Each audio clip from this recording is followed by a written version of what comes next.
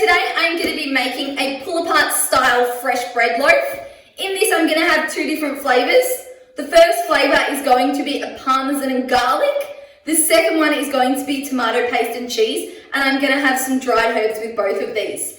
What I've got here is a bread making starter kit. This is fantastic because it comes with our yeast and our bread flour.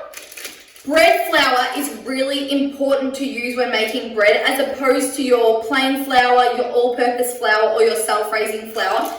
It has a higher amount of protein in it, which allows more gluten to develop in the mixture. The gluten is going to be really important because it's going to give us that delicious, chewy, elasticy texture that bread has.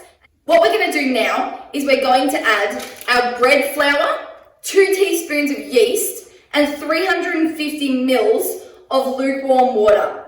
You want your water here to be sitting at around about 30 degrees. If you have it too hot or too cold, you're going to kill the yeast. It isn't going to be able to activate and your bread won't rise and develop the way that we want it to.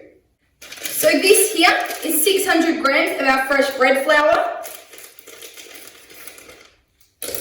We're going to add that to our bowl.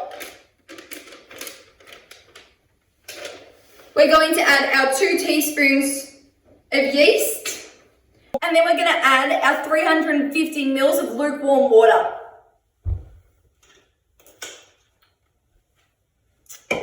I've just got a thermometer here just to check that it is sitting around about that temperature because we don't want to kill our yeast.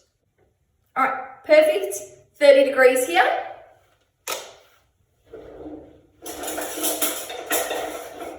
Give this a stir.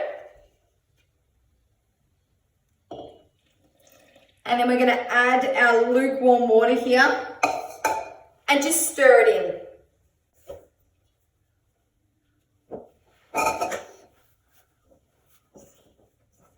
Now we're going to bring this onto our bench and we're going to give it a really good knead.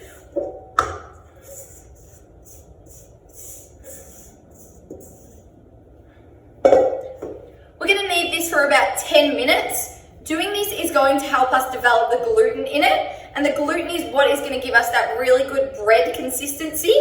By kneading using our palms and flipping the bread every single time that we do it as we press it on our bench or our surface, this is going to help develop little holes and little air pockets in our bread, which is going to help give it that really good texture when it rises. Now that I've been kneading this bread for around about 10 minutes, what I'm going to do is I'm going to put it back into my mixing bowl and allow it to proof. During this stage, we want to leave this in our bowl for around about 45 minutes or until our mixture doubles in size. So you need to make sure that your mixing bowl is big enough to cater for that. I'm going to put a really clean tea towel over the top of this and place this in a really warm environment. I've got my oven on and I'm going to keep my door slightly ajar to allow the room to get really warm, which means our yeast has the best chance of growing. While my bread is rising, I'm going to get the fillings prepared for my bread pull-apart. I've got 5 cloves of garlic and I've got some olive oil. What I'm going to do is I'm going to put around about 3 tablespoons of olive oil into a bowl, and then I'm going to finely chop my garlic and add that to it to really infuse the oil.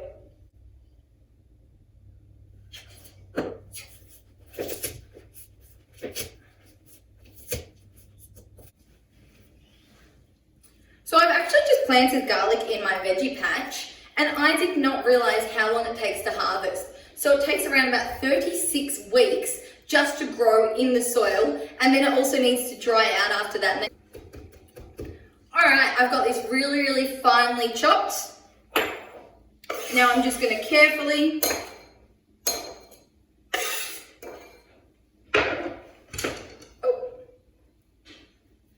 add it to my garlic oil. Give it a really good stir. We really want to infuse this oil with that garlicky taste because that is what is going to be coating our bread. We're also now just going to grate our cheese and get everything ready so when our bread is ready to go, we can just put it all together. All right, so my bread has been rising for about 45 minutes here and it has doubled in size. What we're going to do now is we're going to bring this onto a lightly floured surface. And we're going to degas it, which pretty much means we're going to bring the oxygen back out of it and re-knead it.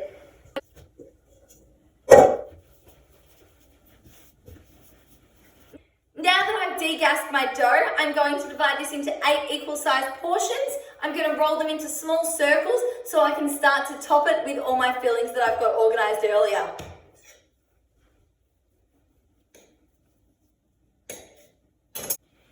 You can see all the beautiful air pockets there.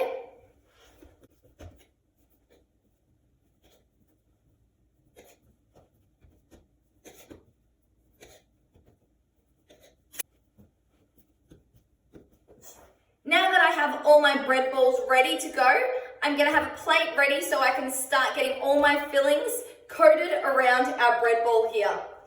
I've also got a pre-prepared oiled tin. You need to make sure that you have this oiled or greased, or else what's going to happen is it's going to stick when it rises and you're going to have a lot of your bread stuck on the outside of the tin. So I'm just going to start off with my garlicky oil here.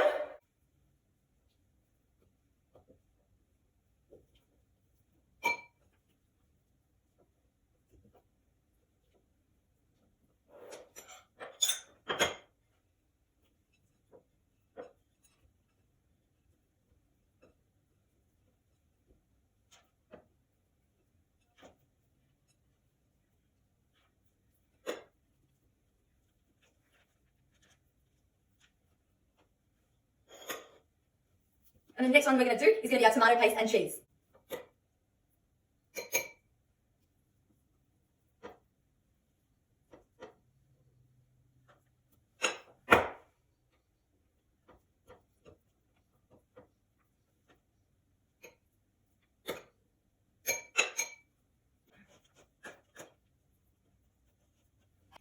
Just going to sprinkle both of them with our mixed herbs here.